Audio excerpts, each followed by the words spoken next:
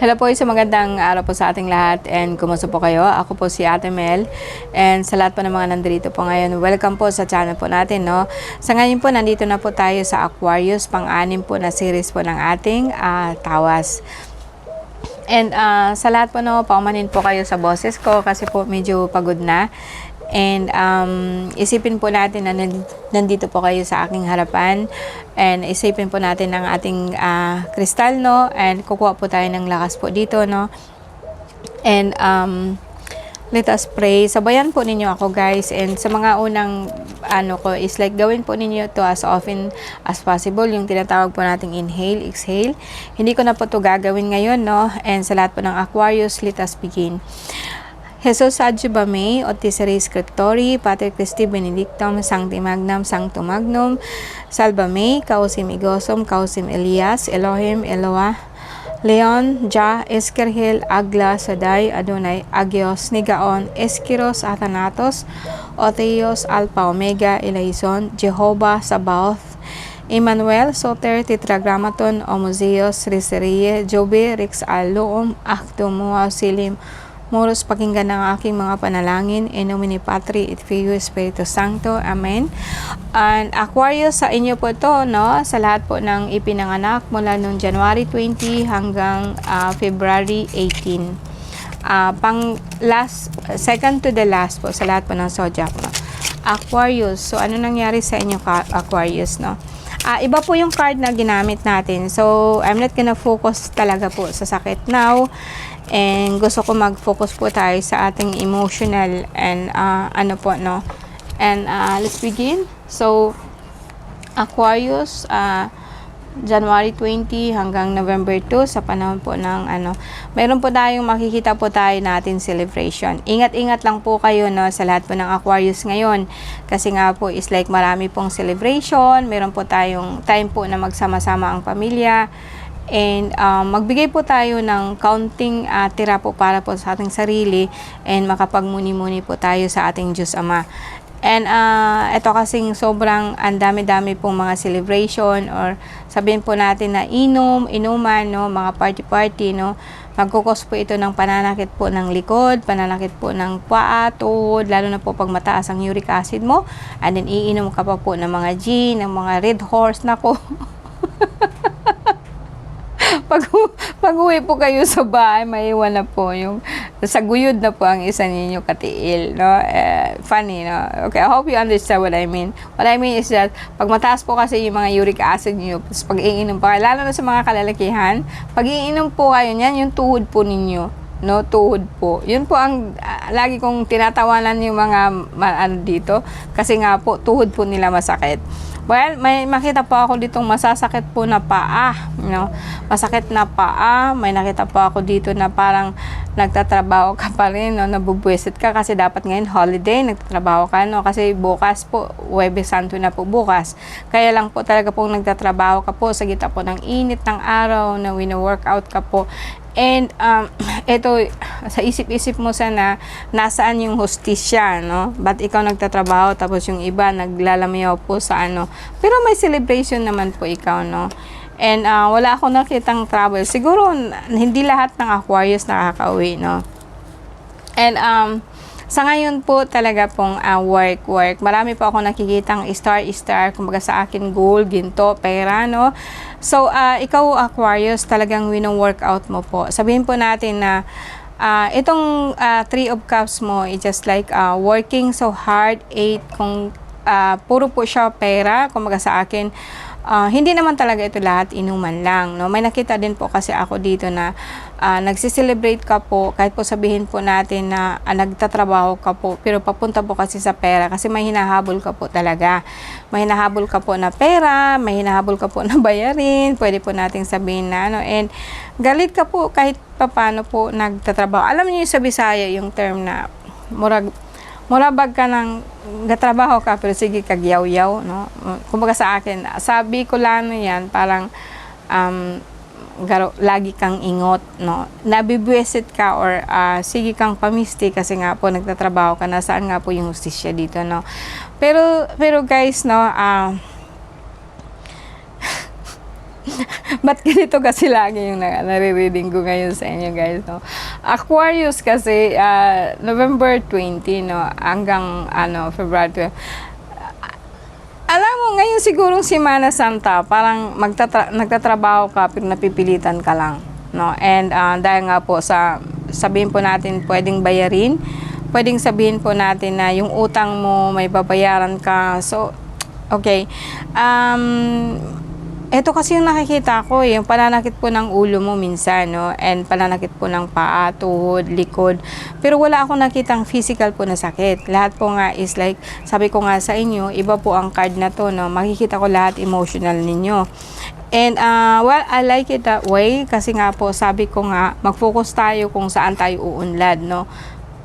Okay, nagtatrabaho ka ngayon sa bahay mo, kuminsan po, kuminsan kasi guys, no, sumasakit ang ulo nyo. Masakit talaga ulo nyo kasi kuminsan kulang po kayo sa tulog, kulang po kayo sa pahinga, and then kulang po kayo din sa pulang dugo. Pwedeng sabihin po natin dito kasi na yung trabaho ninyo guys, no, you know guys, no, yung work syndrome natin, no, lagi kong nakikita sa inyo, no. Ewan ko kung ako lang ba, ako ba to, may problema ba ako na nagre-reading sa inyo? Kasi ang nakikita ako lagi dito guys, no, parang kanina pa ako dito, wala naman ikaw sakit. Pwedeng sabihin po natin na masakit ang paa mo pag parang wala siyang lakas ba, no? Parang hindi siya stable yung legs mo. Then ito kasi yung parang sobrang stress mo na kaiisip mo sa work. Kumbaga yung dala-dalawa na nga yung trabaho mo iniisip mo kasi na eto, kailangan kong kumita ng ganito, kaya doble-doble kayod ka. Pero kasi may mga bata ako nakita dito sa baba, and talaga pong maganda. Alam niyo guys, no, kahit umaga, gabi, pagkagising, magtatrabaho kayo, talaga pong konti lang pera natin pag hindi po natin sabayan po ng espiritual. Ito po talaga yung buong katotohanan. Kasi eto kasi, may work ka nga po, kulang ka sa sahod, nagagalit ka. Then, kuminsan naman, dadalawa na yung iniisip mo, magtrabaho ka ng ganito, ganyan. Kumbaga sa akin, dala-dalawa na yung source of income mo, kulang pa rin. And gusto mo talaga yun maiwanan, gusto mo talagang mahiwalay doon sa kakulangan sa pera. And hanggang sa magkanda disgrasya ka na lang, walang mangyayari doon sa pangarap mo. Alright? Kasi ang source kasi ng income mo sa work, how can you expect po magkaroon ka po ng extra pera kung talaga pong magkano lang naman ang sahod ngayon guys, maliban sa atin po mga ordinary, kasi ordinaryo lang tayo. Huwag mo nang isipin yung mga politiko, huwag mo nang isipin yung mga doktora, yung mga professional natin, kasi marami talaga silang pera. Pero mostly sa atin, pero alam niyo guys, no, sa experience ko po sa pagka-card, kahit noon pa sa mga may sakit, kasi dumayo na nga pa ako sa iba't ibang lugar. Kahit po ang sasakyan nila nakahilera, kulang pa rin sila sa pera. So sa akin, doon ko na-realize, no, mentality lang pala talaga yan. So baga sa akin, kahit po nakahilera yung sasakyan, feeling niya, gusto pa niya magpa-ritual kasi kulang pa yung pera niya. Oh, kita mo na? Sabi ko, sa isip-isip ko, paano ko siya riritualan? Nasa mind ko, mayaman siya. Pero yan po ang feelings niya Tapos mas naawa ako sa kanya kaysa sa akin. At least ako wala akong binabayarang mga taxes po sa sasakyan. Okay? Kahit sabihin natin na at that time wala pa akong sasakyan, no? Na naisip ko, ganun pala ang tao, no? Hindi naman sabihin natin na walang ngayon ko na-realize na, noon kasi inisip ko siya na hindi ungrateful ba, no? Sa akin hilihilira na nga yung sasakyan tapos wala pa rin siyang pera, no? Parang sa isip-isip ko naman, ingrato talaga ang taong to. Hindi marunong bang magkasya baga. Sabi ko, kung pakiramdam niya wala na siyang pera, di ibigay na lang niya sa akin yung sasakyan niya. Kwento lang yan guys, kwento lang yan. So I'm just having fun here.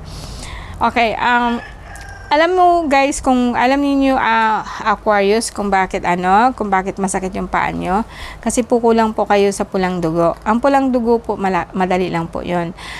Pwede kayong kumuha po ng tawa-tawa, kung wala kayong makitang tawa-tawa. Pwede din po ang papaya, dahon po ng papaya. Sabi ko nga sa inyo guys, so lahat po ng gamot nandyan lang sa kalikasan. Lahat po niyan, may sagot ako niyan.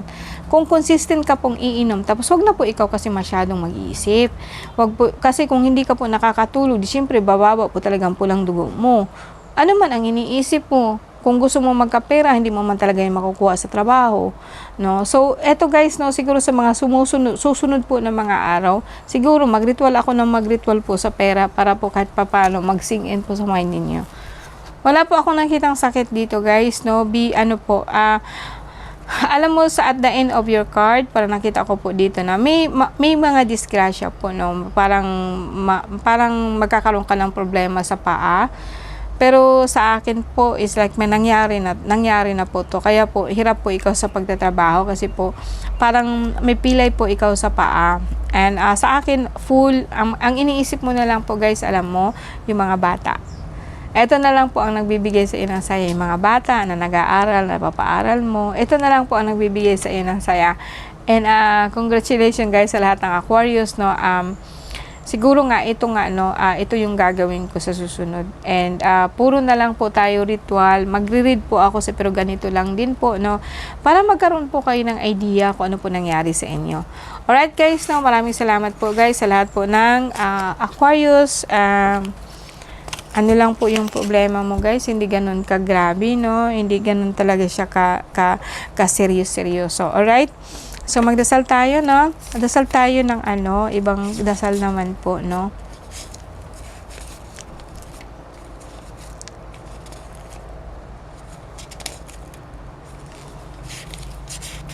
Okay, tatawagin po natin ang pagtawag po, no? Ito yung orasyon, pagtawag po sa liwanag, no?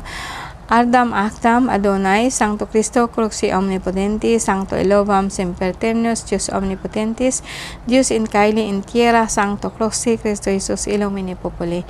In the name of the Father, the Son, and the Holy Spirit, no? Mahal na ina, naway basbasan mo po ang bawat isa sa amin, sa lahat po ng Aquarius, bigyan mo kami ng katiwasayan po ng aming pag-iisip, and then ang aming isipan, no? Talaga pong hinihiling ko na dantayan mo ng iyong kamay ang aming bawat isipan para po alam namin kung ano po ang gagawin. Maraming salamat po and thank you very much po.